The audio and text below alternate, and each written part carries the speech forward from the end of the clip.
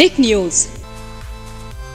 नमस्कार, आपके साथ मैं हूं ऋतिक सबिता। स्वागत है आपका टिक न्यूज की खास पेशकश आज की बात में। और आज की बात में हम कुछ अलग बात करने वाले हैं लोकतंत्र को लेकर। भारत का लोकतंत्र सबसे खूबसूरत लोकतंत्र माना जाता है। वहीं कहा जाता है कि इससे बड़ा कोई लोकतंत्र हुआ ही नहीं है, इससे बड़ा संविधान कहीं लिखा ही नहीं गया है। तो यहाँ पर आज हम ये चर्चा करने वाले हैं कि लगातार विपक्ष की पार्टियाँ हो या जनता हो या पत्रकार हो या बड़े आउट ऑफ कंट्री की बात कर लें, तो ये क्यों कयास लगाया जाता है कि भारत के लोकतंत्र की हत्या हो रही है। ऐसा क्या हो गया है? क्या 2014 के बाद से लोकतंत्र की हत्या हो रही है, या फिर जब से कांग्रेस की पार्टी थी, 70 साल कांग्रेस की पार्टी ने देश में राज किया, तब से लोकतंत्र की हत्या हो रही है। आज मतलब जो पूरा टॉपिक रहेगा वो लोकतंत्र को लेकर रहेगा कि भारत के लोकतंत्र को जो छवि है वो क्यों बिगड़ रही है। आखिर लोकतंत्र पर सवाल क्यों उठते रहते हैं। लगातार जो वीडियोज़ आते रहते हैं, बड़े बड़े पत्रकारों के वीडियोज़ आते रहते हैं।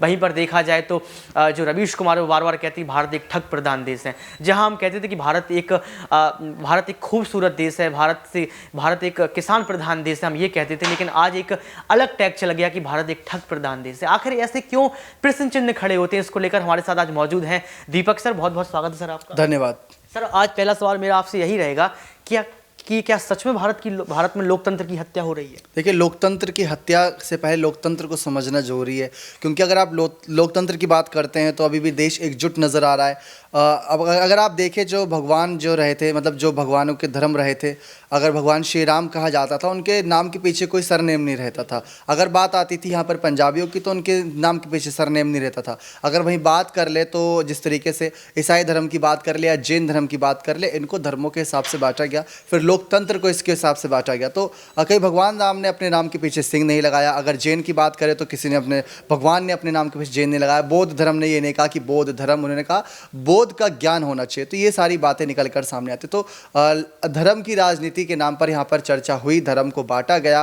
फिर उसके बाद लोकतंत्र की यहाँ पर चर्चा हुई कि लोकतंत्र को कैसे बांटा जा रहा है। लोकतंत्र की हत्या उस हिसाब से बताई जाती है। फिर लोकतंत्र की हत्या पर अगर बात आती है तो लोकतंत्र की हत्या करता कौन है। सबसे जरूरी बात यह है, अगर एक राजनेता है तो उस राजनेता को जनता के लिए कुछ करना है, जनता को अपने लिए कुछ करना है। और जो जनता जिसके सहारे कुछ करवाना चाह रही है, तो सब एक करके कह सकते हो, जो चेन बनी होती है। फिर अगर एक व्यक्ति भी वो भ्रष्ट होता है, लोकतंत्र को लेकर वो गलत कदम उठाता है, तो लोकतंत्र की हत्या अपनों से ही शुरू होती है, क्योंकि अपनों तक ही यहाँ पर अपनी चीज़ें पहुँचा। यहाँ पर जिक्र किया अपनों की, तो जनता तो लोकतंत्र की हत्या बहुत कम मात्रा में कर पाती, क्योंकि उसकी उतनी पहुँच ही नहीं होती है। कहीं ना कहीं सरकारों को हम अपनी माई बाप मानते हैं कि हमारी माई बाप है, हमें चला रही हैं, देश को चला रही हैं। तो क्या आपको लगता है कि अगर हम लोग दो टुकड़ों में बात करें, एक आज़ादी के पहले की, एक आज़ादी के बाद की, पहले आज़ादी के पहले और बाद की बात करते हैं। आज़ादी के बाद कांग्रेस आई, आज़ादी के पहले अंग्रेज थे। तो क्या अंग्रेज के समय में जो बदलाव आज़ादी के बाद देखा गया, तो आपको लगा है कि अंग्रेज के समय के जो भारत देश था तब वो गुलाम था, लेकिन अब गुलाम नहीं है? लेकिन आज अगर गुलाम है तो लोकतंत्र को आप लपेटते हो कैसे देखते हैं कि आज लोकतंत्र की वजह से भारत गुलाम है? देखिए, लोकतंत्र की वजह से नहीं, लोकतंत्र की जो चर्चाएं होती है ना, उसका वजह जो बनता है, वाजिब वजह, वो चुनाव के समय बनता है। उससे पहले कोई ऐसा मुद्दा नहीं उठाता। और आज देश में देखिए तो 29 से ज़्यादा स्टेट हैं, हर राज्य में नगर निकाय चुनाव होते हैं, उपचुनाव होते हैं, राज्यसभा चुनाव, विधानसभा चुनाव।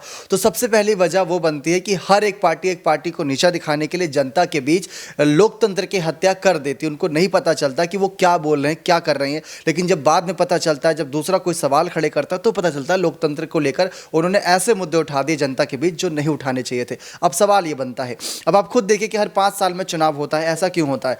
अगर आज इस भारत देश में या फिर किसी भी राज्य या किसी देश में जाए, तो एक चपरासी की नौकरी के लिए भी एक पढ़ा लिखा यहाँ पर कहीं ना कहीं उसको अपनी डिग्रियाँ दिखानी होती है, अपने आप को साबित करना होता है। लेकिन अगर बात आती है लोकतंत्र में राजनेताओं को चुनने की, तो उसका कहीं ना कहीं कार्य प्रणाली बदल जाता है। उसका कार्य प्रणाली आता है सिर्फ और सिर्फ कहीं ना कहीं नेताओं की छवि पर, कि उनको जनता कितनी पसंद करती है। लेकिन पसंद नापसंद की बात नहीं होती, बात होती है जनता के बीच काम करने की।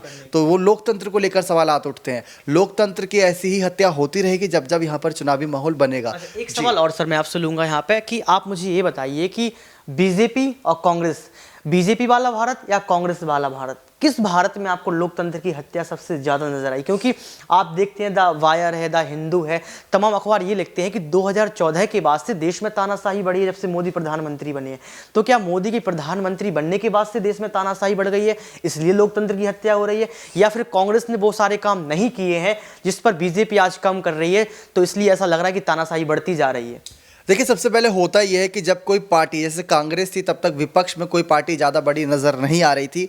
और विपक्ष की जब बात आती तो विपक्ष को मजबूत होना पड़ता है, फिर वो विपक्ष मजबूत होता है, फिर वो कई मुद्दे उठाता है, फिर ऐसा नज़र आता है कि इसने ये काम नहीं करे, तो वो एक खामियां जो होती है वो विपक्ष ही दिखा सकता है। कोई पक्ष का, अगर आप अपनी बात करें या हम अपनी बात करें, तो हमारा अगर आसपास कोई व्यक्ति रहेगा, वो हमारा बहुत बड़ा प्रशंसक है, तो वो कभी हमारी बुराई हमारे चेहरे पर नहीं करेगा, हमारे सामने नहीं करेगा, हमारी पीठ पीछे जरूर करेगा। लेकिन जो हमारे विपक्ष होते हैं वो हमें मजबूत बनाते हैं, क्योंकि वो हमारी बुराई बताते हैं, वो हम पर समय निकालकर हमारी बुराई गिनते हैं। तो जब बुराई निकलती है तो पता चलता है कि इस सरकार ने ये काम नहीं किया था, लेकिन जिसने जितना काम किया वो नहीं गिनाया जाता कि इसने इतना काम भी किया। तो हर कोई अगर देखा जाए तो यहाँ पर बुराई गिनाने के लिए तैयार है, हर कोई सरकार गिराने के लिए तैयार है। बीजेपी की बात करें तो आज बीजेपी की अगर आप बात करते हो, अगर मैं आपके सामने यहाँ पर 6-7 मुद्दे रख दूं, किसान आंदोलन, जीएसटी, नोटबंदी, या फिर अगर आप बात करें अग्निपथ योजना, धारा 370, सीएनआरसी, अगर ये सारे मुद्दे हैं, तो ये मैंने सिर्फ कह दिया, लेकिन आप इन मुद्दों का इतिहास उठाकर देख लीजिए, चाहे 2-3 साल पुराना ही है, जिस मुद्दे को उठाया गया उस मुद्दे के पीछे बवाल मचा है। देश की सड़कों पर युवा आए, कहीं ना कहीं जब जीएसटी लागू हुआ था तो व्यापारी वर्ग सड़कों पर उतरा था, जब किसानों को लेकर बिल पास हुआ था तो किसान सड़कों पर उतरे थे, जब बात आई थी नोटबंदी की तो आम जनता सड़कों पर उतरी थी। तो मोदी सरकार में भी ऐसा काम नहीं है कि जो कहीं ना कहीं बिल्कुल ही 100% प्योर रहा हो, जो बिल्कुल सच्चा रहा हो कि हाँ ये एकदम से बिल पास हो गया, बजट पास। यहाँ पर कि मोदी सरकार में ऐसा नहीं हुआ कि पूरा काम प्योर हुआ हो, लेकिन आज कांग्रेस में राहुल गांधी को ऐसी क्या पड़ गई कि वो भारत को जोड़ रहे हैं? क्या भारत टूटा था? आपको लगा कि भारत टूटा हो? भारत में तो कहते हैं कि अनेकता में एकता का देश है, भारत तो खूबसूरत देश है, लेकिन आज भारत को जोड़ने के लिए कांग्रेस के जो हैं राहुल गांधी क्यों उतर चुके हैं यहाँ पर? देखिए, भारत जोड़ो यात्रा का एक मेन मोटिव ये बताया जा रहा है कि राहुल गांधी की छवि को निखारा जा रहा है। अगर बात भारत जोड़ने की आप कर रहे हैं तो भारत को जोड़ते हुए चलिए। आप कहीं ना कहीं अपनी ही कमियां बता रहे हैं, भारत देश की ही कमियां बता रहे हैं वर्ल्ड वाइड। आप चाहे पीएम मोदी पर निशाना साध रहे हैं, चाहे यहाँ पर किसी पर भी निशाना साध रहे हैं, लेकिन वर्ल्ड वाइड अपनी ही छवि खराब हो रही है, तो ये बात बताई जा रही है। लेकिन अगर भारत जोड़ो यात्रा को देखा जाए तो बहुत दिलचस्प ये मामला है, क्योंकि सब कह रहे हैं राहुल गांधी की छवि बदल रही है, राहुल गांधी जनता के बीच प्रचलित हो रहे हैं।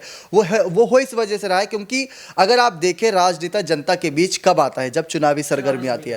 तो राहुल गांधी कब उतरे? लोकसभा चुनाव 2024 में 2 साल पहले उन्होंने भारत जोड़ो यात्रा शुरू कर दी। 3500 किलोमीटर की यात्रा है और लगभग हर स्टेट में यहाँ पर उनकी यात्रा रहेगी, कुछ कुछ राज्यों में नहीं रहेगी। तो कई लोगों ने निशाना साधा कि चुनावी माहौल में आप भारत जोड़ो यात्रा कर रहे हैं, आपको उन जगह रैलियां करनी चाहिए जहां पर चुनाव है। तो ये एक जो राहुल गांधी का जो कहीं ना कहीं मेन मोटिव है कि उनका चुनावी निशाना यहाँ पर साधना नहीं है, बल्कि भारत को ये देखना है कि भारत में कमियां क्या है। क्योंकि अगर आपको भारत जीतना है तो भारत को अंदरूनी तौर से देखना होगा। तो राहुल गांधी पीएम फेस के लिए 2 बार उतरे, दोनों बार मात मिली, लेकिन उनको वो चीज़ समझ आ गई कि उनकी गलती कहाँ पर थी। उनकी गलती थी कि उन्होंने बिना हथियार के, यहाँ पर कह सकते हैं बिना दावपेच के, बिना लिखा पढ़ी के, बिना रणनीति के मैदान पर उतरे थे। लेकिन इस बार जनता के बीच जा रहे हैं, सड़कों को देख रहे हैं, लोगों की व्यथा को देख रहे हैं, ताकि वो विपक्ष पर निशाना साध सके। कांग्रेस का अगर नेता की बात करें, सोनिया गांधी थी, खड़गे थे, तो वो कई अगर आप भाषण उठा के देखें उनका, तो वो एक लेटर से पढ़ते हैं, मतलब एक कहीं ना कहीं उनके हाथ में कागजात रहते हैं जो स्क्रिप्टेड कहा जाता है। तो जो व्यक्ति भारत की व्यथा को मुंह जबानी नहीं बता पा रहा, वो व्यथा को क्या ठीक करके यहाँ पर कह सकते हैं जनता के बीच ठीक करके देगा? ये हमारा नहीं, बीजेपी विपक्ष का कहना। लेकिन राहुल गांधी को अगर आज देखिए 30 मिनट, 40 मिनट, 1 घंटा, 2 घंटा लगातार भारत की व्यथा पर बोल सकते हैं। क्यों? क्योंकि उन्होंने जमीनी स्तर से भांप लिया है कि जनता यहाँ पर अगर है तो किस हाल में जीवन बिता रही है, क्या हकीकत है। क्योंकि पीएम मोदी की भी गलती नहीं है, जब वो जनता के बीच जाते हैं, कूड़े के ढेर के आगे बड़े बड़े बैनर लगा दिए जाते हैं, तो वो मोदी जी को भी नहीं दिखता, तो उनकी भी गलती नहीं है। जैसा कि ममता बनर्जी ने यह कहा था कि अगर जांच एजेंसियां जांच कर रही है तो इसमें पीएम की गलती नहीं ठहराएंगे, इसमें गलती ठहराएंगे विपक्ष की। क्योंकि विपक्ष के जो नेता होते हैं, अब पीएम मोदी हर जगह नहीं मौजूद रहते, अगर कोई बैठक हो रही है तो हर जगह नहीं मौजूद रहते कि इस दिल्ली के फलाने विधायक के खिलाफ कार्रवाई करानी है। तो ये पीएम मोदी का फैसला नहीं होता, ये होता है उन राज्यों के तमाम विपक्षी खेमों का फैसला। तो पीएम मोदी की इन्वॉल्वमेंट को नहीं ठहराएंगे गलत, लेकिन पीएम मोदी ने जो फैसले लिए वो देश के हित के लिए लिए। फैसले भले ही गलत साबित रहे, लेकिन इंटेंशन उनकी गलत नहीं। एक लास्ट सवाल और, बस थोड़ी छोटी सी टिप्पणी आप कर देना कि लोकतंत्र पे हम लोग बात कर रहे थे, कहीं ना कहीं ये सवाल उठाया था कि लोकतंत्र की भारत में हत्या हो रही है।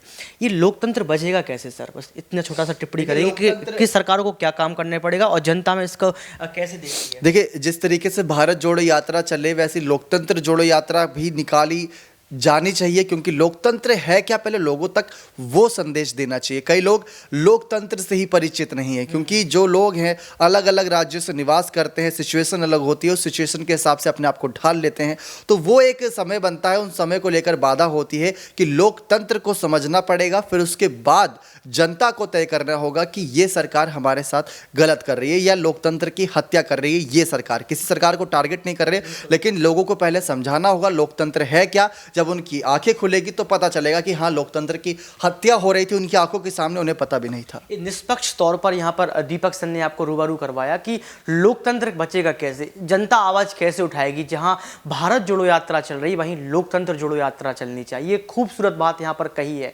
कहीं ना कहीं आज गरीबों के लिए बात नहीं होती है, आज गरीब गरीब होता चला जा रहा है, अमीर अमीर होता चला जा रहा है। हम अपनी बुनियादी सुविधाओं से छूटते चले जा रहे हैं, पीछे होते चले जा रहे हैं। हम लोग कहते थे कि हम विकसित होंगे, विश्व गुरु बनेंगे, सोने की चिड़िया भारत कहलाएगी, कहीं ना कहीं हम इससे बहुत पीछे चले जा रहे हैं। ये तो अगर राजनीति का स्वार्थ मान लो, आप किसी राजनीतिक पार्टी का स्वार्थ मान लो, किसी भी चीज़ का स्वार्थ आप देख सकते हैं। लेकिन एक सवाल मैं आपसे पूछूंगा, कमेंट बॉक्स में आप हमें ज़रूर बताएं कि हमारा लोकतंत्र क्या सच में खत्म हो रहा है? अगर खत्म हो रहा है तो उसको बचाएं कैसे? क्या सच में लोकतंत्र जोड़ो यात्रा निकालने की अब ज़रूरत आ चुकी है? एक तरफ आपको देखा जाए कि विपक्षी पार्टियां जब उतरती हैं, चाहे वो पक्ष की पार्टी हो या विपक्ष की पार्टियां हो, सिर्फ एक दूसरे को घेरने में लगी रहती है, कभी कोई जनता की बात नहीं करता है। जब कोई सरकार भाषण देने के लिए, रैली देने के लिए जाता है तो मंच पर एसी कूलर लगे रहते हैं, और पिसता कौन है? जनता। जनता का पसीना निकलता है, जनता तालियां बजाने के लिए बैठती है। मैं बार बार एक बात बोलता हूं कि सरकार हमारा यूज करती है, हम क्यों सरकारों का यूज ना करें?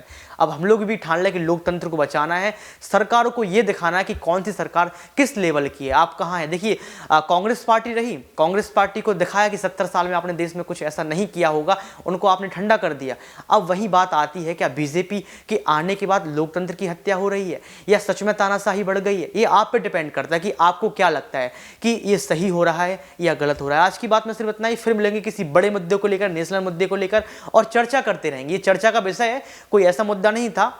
लोकतंत्र हम सबका मुद्दा है, तो किसी ऐसे बड़े मुद्दे पर फिर मिलेंगे। देखते रहिए टेक न्यूज। बहुत शुक्रिया।